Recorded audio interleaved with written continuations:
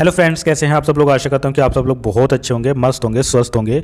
दोस्तों, आज आपको मध्य प्रदेश में जो शिक्षक भर्ती निकली हुई है उसके बारे में बताने वाला हूं। बहुत अच्छी वैकेंसी है, लगभग इसमें 13,089 पद निकले हुए हैं।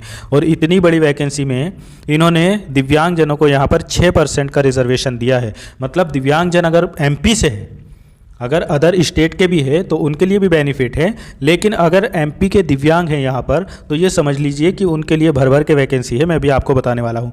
बस आपको थोड़ी सी ज़रूरत है कि तैयारी आपकी थोड़ा ठीक ठाक होनी चाहिए, तो आपका सिलेक्शन 100% है कि हो जाएगा।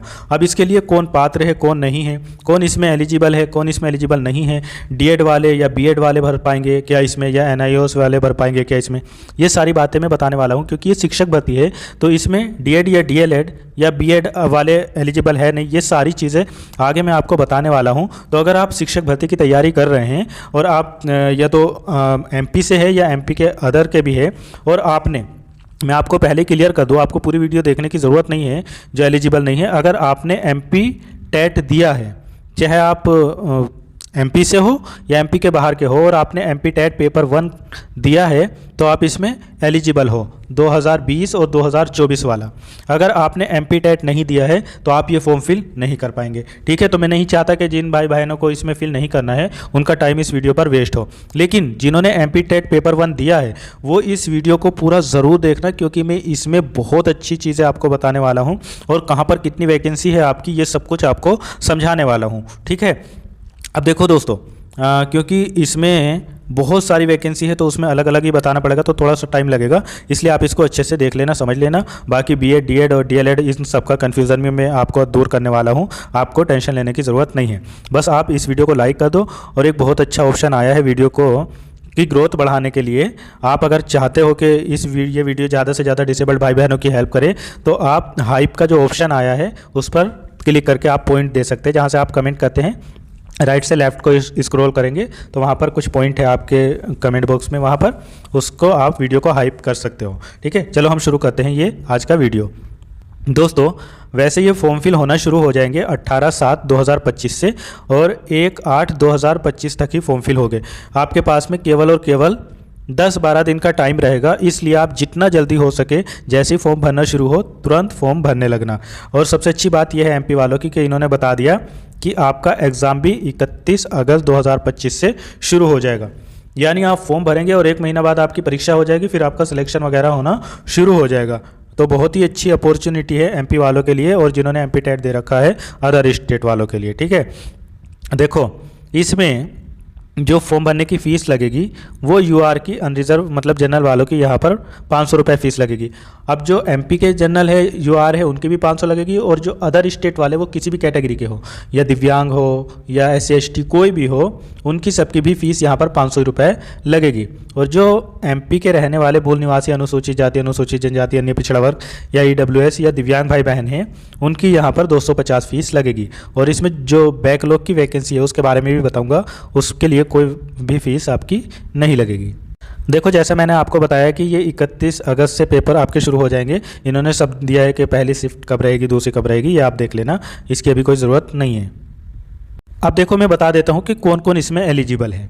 ठीक है, सबसे पहले तो अगर आपने मध्य प्रदेश की पात्रता परीक्षा यानी एमपी टेट पेपर 1 2020 में जो हुआ था वो वाला दिया है, या 2024 में जो हुआ था वो वाला दिया है, तो आप इसमें एलिजिबल है। इसके साथ एमपी टेट के साथ पेपर 1 के साथ में आपके पास में अगर 50% आपके 12th में है, ठीक, प्लस उसके साथ में आपने 2 वर्षीय डिप्लोमा यानी डीएड या जिसको डीएलएड बोलते हैं वो कर रखा है, या विशेष शिक्षा में 2 वर्षीय डिप्लोमा कर रखा है, मतलब जिसे डीएड स्पेशल बोलते हैं, तो आप इसमें अप्लाई कर सकते हो। डीएड स्पेशल वालों के लिए भी ये अच्छी अपॉर्चुनिटी है, क्योंकि उनके लिए भी यहाँ पर ठीक ठाक वैकेंसी है। तो देखो, 12th के साथ में आपने या तो 50% 12th में हो आपके, और डिसेबल्ड भाई बहनों को टेंशन लेने की ज़रूरत नहीं है, उनके अगर 45% भी है, 5% की छूट मिलेगी तो भी वो अप्लाई कर सकते हैं। तो 12th के साथ में या तो आपके 45 या 50% अगर है, और उस डिसेबल्ड भाई बहनों की बात कर रहा हूँ, और डीएलएड या डीएड कर रखा है तो अप्लाई कर सकते हो।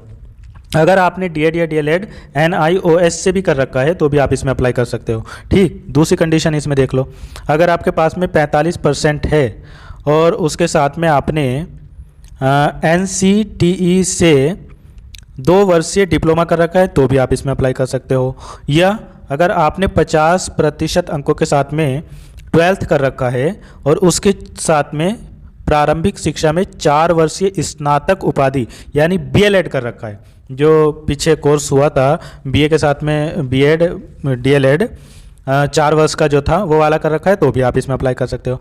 और अगर आपने मान लीजिए कोई भाई बहन ऐसे हैं जो नॉर्मल अगर देख रहे हैं तो उनके 45% ही है इंटर में, लेकिन उन्होंने ग्रेजुएशन कर रखा है और ग्रेजुएशन के साथ में 2 वर्षीय डिप्लोमा यानी DLED या D.Ed कर रखा है तो आप इसमें अप्लाई कर सकते हो। अब सीधी सी बात समझ लो, अगर आपने MPTET पेपर 1 निकाला हुआ है तो आप इसमें अप्लाई कर सकते हो। अभी मैं बताऊंगा MPTET भी प्रदेश से जो बाहर के अदर स्टेट के उनको कितने नंबर चाहिए और MP वाले जो डिसेबल्ड भाई बहन हैं उनको MPTET पेपर 1 में कितने नंबर चाहिए ये भी बताऊंगा। ठीक है, तो MPTET पेपर 1 है आपके पास में, आप एलिजिबल है। उसके साथ में आपने 12th प्लस D.Ed या DLED जो भी कहो आप अपनी भाषा में वो कर रखा है तो अप्लाई कर सकते हो, या आपने स्नातक के साथ में DLED या D.Ed कर रखा है तो भी अप्लाई कर सकते हो, आपने NIOS से कर रखा है तो भी अप्लाई कर सकते हो। ठीक है, लेकिन यहाँ पर अगर आप चाहो कि B.Ed आपने कर रखा है 12th के साथ में या ग्रेजुएशन के साथ में B.Ed कर रखा है तो B.Ed वाले इसमें अप्लाई नहीं कर पाएंगे। ये इन्होंने साफ साफ लिखा है, प्रारंभिक शिक्षा ये बार बार लिखा हुआ है, इसका मतलब यही है कि यहाँ पर B.Ed वाले अप्लाई नहीं कर सकते हैं। इसमें देखो एज जो मांगी गई है वो 21 वर्ष न्यूनतम होनी चाहिए और अधिकतम यहाँ पर दिव्यांग भाई बहनों की बात अगर मैं करूँ तो 45 वर्ष होनी चाहिए, और अगर कोई अतिरिक्त शिक्षक में हैं और वो भी अप्लाई करेंगे तो उनकी 54 वर्ष तक आयु यहाँ पर कंसीडर की जाएगी। मतलब आप पहले से अगर गेस्ट टीचर है, दिव्यांग है, तो आप 54 वर्ष तक के हैं तो अप्लाई कर सकते हैं, और अगर आप गेस्ट टीचर में नहीं है, ऐसे ही नॉर्मली आप अप्लाई कर रहे हैं तो आप 21 से 45 वर्ष के बीच में है तो अप्लाई कर सकते हैं। आरक्षण का लाभ मैंने आपको शुरू में ही बता दिया, जो MP के मूल निवासी है उन्हीं को मिलेगा, बाहर वालों को कोई आरक्षण का लाभ नहीं मिलेगा, वो चाहे डिसेबल्ड हो या कोई भी हो। यहाँ पर देखो लिखा गया है कि दिव्यांगजन अधिकार अधिनियम 2016 के अनुसार यहाँ पर 6% का रिजर्वेशन दिया जाएगा, मतलब हर एक कैटेगरी को 1.5% की सीटें मिलेगी। दृष्टिबाधितों के लिए 1.5 और बहरे और कम सुनने वालों के लिए 1.5 और लोकोमोटर डिसेबिलिटी वालों के लिए 1.5 और बहुविकलांगता वगैरह के लिए यहाँ पर 1.5 यानी 6% रिजर्वेशन मिलने वाला है। एक बात और समझ लो, यहाँ पर जो 40% या 40% से ज़्यादा वाले डिसेबल्ड है और जिनका परमानेंट डिसेबिलिटी सर्टिफिकेट है वही इसमें अप्लाई कर पाएंगे, इसमें टेम्परेरी वाले अप्लाई नहीं कर सकते हैं, ये भी बात ध्यान में रखना। बाकी आपकी डिसेबिलिटी कोई भी हो आप इसमें अप्लाई कर सकते हो। आपकी जो सैलरी यहाँ पर रहने वाली है वो न्यूनतम सैलरी 25,300 और उसमें महंगाई भत्ता वगैरह सब लगने के बाद में लगभग आपकी 30,000 सैलरी हो जाती है। और इसमें आपको, आप डिसेबल्ड भाई बहन हो, आपको यहाँ पर 40% लाना ही है, मतलब ये 40% पर आप पास नहीं हो जाओगे कि आपकी नौकरी लग जाएगी, तैयारी आपकी अच्छी होनी चाहिए, लेकिन 40% तो आपको लाना ही लाना है। अगर आप 40% से कम लाएंगे तो आपकी कॉपी चेक नहीं होगी, इससे ऊपर आप जितना भी ले आए, जितना अच्छा लाएंगे उतनी अच्छी मेरिट बनेगी और आपका मेरिट में नाम आ जाएगा, आपका सिलेक्शन हो जाएगा। थोड़ा बहुत अच्छे से तैयारी कर लो, बहुत सारी वैकेंसी है, इसमें सिलेक्शन आपका हो जाएगा अगर आपने MPTET वगैरह दे रखा है तो। देखो जो MPTET पेपर 1 में अगर कोई MP के रहने वाले हैं तो वो 50% भी अगर ले आए हैं तो वो एलिजिबल है। अगर अदर स्टेट को ने MPTET पेपर 1 दिया होगा तो उनको यहाँ पर 60% लाना ज़रूरी है, क्योंकि वो जनरल में काउंट हो गए, और जनरल वालों के लिए यहाँ 90+ होना चाहिए, 90 या 90+। और बाकी अगर आप MP से है तो कोई दिक्कत नहीं, 50% भी आप है तो भी आप यहाँ पर अप्लाई कर पाएंगे। अब चलो मैं आपको वैकेंसी दिखा देता हूँ कि किस कलर की वैकेंसी आपके लिए है। सबसे पहले तो देखो ये प्राथमिक शिक्षक अतिथिक शिक्षक प्रवर्ग के लिए 4060 पोस्ट है, और देखो ये कोड पे ध्यान रखना, कोड 1 है ये, ठीक है। अतिथिक शिक्षक वो होते हैं जो पहले से वहाँ पर पढ़ा रहे हैं गेस्ट टीचर के रूप में, इंग्लिश में कहो तो गेस्ट टीचर के रूप में पढ़ा रहे हैं, तो वो लोग भी, उनके लिए अलग से ये वैकेंसियाँ है, वो लोग फॉर्म फिल करेंगे, उसके बाद में ये परमानेंट हो जाएगी। क्योंकि अतिथिक शिक्षक जो होते हैं ये परमानेंट नहीं होते, इनको रोज़ का वेतन मिलता है, बाकी इनको कोई सरकारी भत्ता वगैरह कुछ ऐसी चीज़ें नहीं मिलती, सीधा सीधा बस इनको नॉर्मली सैलरी मिलती है बस, ठीक है। तो ये परमानेंट भी नहीं होते हैं, तो ये परमानेंट हो जाएंगे। अब इसमें जितने भी वहाँ पर ऐसे शिक्षक हो गए गेस्ट टीचर में लगे होंगे डिसेबल्ड, उनकी यहाँ पर 210 पोस्ट है, जिसमें LD की 51, MD की 52 और VH वालों की यहाँ पर अगर हम बात करें तो 53, ठीक है। और जो हियरिंग वाले हैं HI वाले, उनकी भी यहाँ पर 54 पोस्ट है। इसी तरीके से MP में अन्य पिछड़ा वर्ग वालों के लिए 14% का आरक्षण होता है, तो यहाँ पर भी जितने अन्य पिछड़ा वर्ग में होंगे डिसेबल्ड उनकी 210 ही पोस्ट है। एलडी की यहाँ पर भी 51 है और एमडी की 52, वीएच की 53 और एचआई वालों की 54 पोस्ट है। अब देखो यहाँ पर पद कोड अगर आप देखें सेकंड वाला, यहाँ पर 4440 पोस्ट है और ये गैर अतिथिक शिक्षक की है, मतलब इस पर जो पहले से पढ़ा रहा हो या ना पढ़ा रहा हो उसमें वो अप्लाई कर सकते हैं। ठीक है, इसमें सारे फ्रेशर अप्लाई करेंगे जो पहले से गेस्ट टीचर नहीं है। और यहाँ पर देखो 300 पोस्ट है डिसेबल्ड भाई बहनों की। एलडी की यहाँ पर 77 है, एमडी वालों की 75 और वीएच वालों की 74 और एचआई वालों की भी अगर हम बात करें यहाँ पर तो 74 पोस्टें है।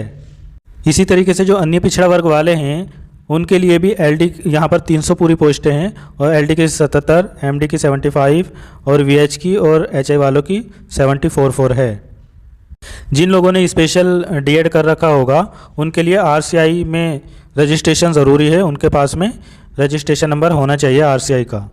अब देखो यहाँ पर पोस्ट कोड 3 की बात कर लेते हैं।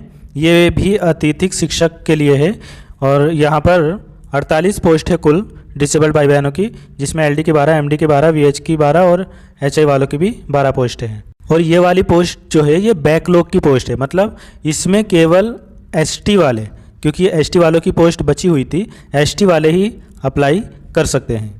बैकलॉग की अगर हम गैर अतिथिक शिक्षक में बात करें तो बैकलॉग की और पोस्टें हैं यहाँ पर, जिसमें 51 डिसेबल्ड भाई बहनों के लिए भी है। यहाँ पर एलडी की 13 है, एमडी की 12, वीएच की 13 और एचआई वालों की 13। ये भी केवल एसटी वालों के लिए है, जो एसटी वाले होंगे वो ही अप्लाई कर पाएंगे। अब देखो कुछ भाई कहेंगे कि ये तो 10,000 के आसपास ही वैकेंसी थी। आगे देखो ये वाली वैकेंसी भी ऐड हुई है प्राथमिक शिक्षक विज्ञान के लिए, जो विज्ञान से बनना चाहते हैं तो वो भी देख लो। अब इन पर आपको फॉर्म भरने के लिए आपके पास में जो सेकेंडरी है आपकी 12th जो है वो विज्ञान मतलब साइंस साइड में होना चाहिए, बाकी उसके साथ में आपने डिप्लोमा डीएड वगैरह जो भी किया हो वो चलेगा। देखो अगर मैं प्राथमिक शिक्षक विज्ञान की बात करूँ तो यहाँ पर सीधी भर्ती में बैकलॉग वालों की और पोस्टें बची हुई है। और यहाँ पर अगर मैं डिसेबल्ड भाई बहनों की बात करूँ तो इसमें वीएच वालों की पोस्टें नहीं है, एचआई वालों की 17 पोस्ट है और एलडी वालों की 18 है और मल्टीपल डिसेबल्ड वालों की 17 पोस्ट है। और ये बैकलॉग पोस्ट जो रिजर्व है वो एससी और एसटी और ओबीसी वालों के लिए हैं, इन्हीं की बची होगी ये सीटें। तो एससी एसटी और ओबीसी वाले जितने भी डिसेबल्ड हैं वो यहाँ पर देख लेंगे, एचआई वाले, एलडी वाले और एमडी वाले। आगे देखो गैर अतिथिक शिक्षक की और बैकलॉग वैकेंसी बची हुई है यहाँ पर जो निकली है, ये एससी एसटी ओबीसी के लिए है और इसमें भी 17 एचआई वालों की है और एलडी वालों की भी 18 है और एमडी वालों की 17 पोस्ट है यहाँ पर। बाकी दोस्तों अगर मैं बात करूँ तो यहाँ पर और वैकेंसियाँ है, ये बैकलॉग की नहीं है, ये सीधी भर्तियाँ हैं। यहाँ पर अतिथिक शिक्षक की है ये, और इसमें अगर हम देखें तो क्योंकि ये विज्ञान से है तो यहाँ पर एचआई वालों की 5 है, एलडी वालों की 5 है और मल्टीपल डिसेबल्ड वालों की भी यहाँ पर 5 पोस्टें हैं। अब इसमें यूआर हो, एससी एसटी कोई भी हो, सभी के लिए यहाँ पर पोस्टें हैं।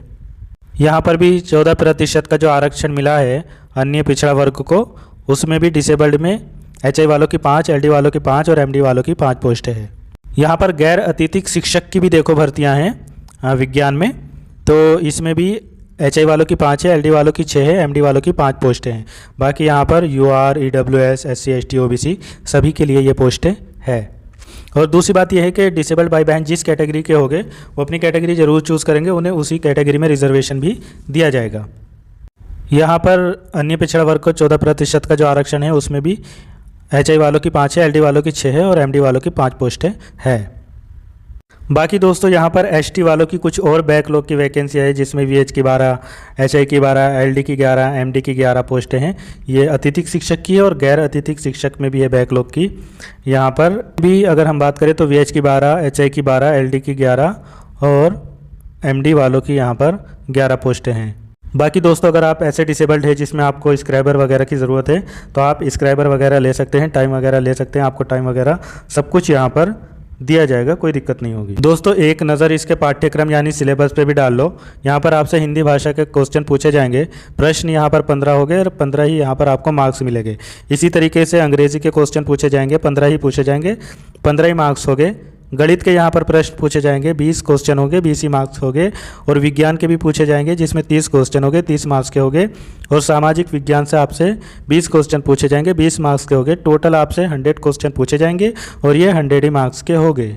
बाकी डिटेल सिलेबस चाहो तो आप देख सकते हो, मैं इस PDF को अपने टेलीग्राम चैनल पर शेयर कर दूंगा। बाकी दोस्तों इसमें बताने के लिए अब कुछ ऐसा है नहीं। अगर आपने MPTET वगैरह दिया है तो आप इसमें अप्लाई कर सकते हो। वीडियो अच्छी लगी हो तो इसको लाइक ज़रूर कर देना, हाइप भी ज़रूर कर देना। मिलूंगा फिर किसी और वीडियो में, और चैनल को सब्सक्राइब कर लिया करो, क्योंकि आपको जब भी मैं वीडियो को अपलोड करता हूँ तो सब लोगों को नहीं मिलती है, इसलिए चैनल को सब्सक्राइब ज़रूर किया करो। Thank you so much.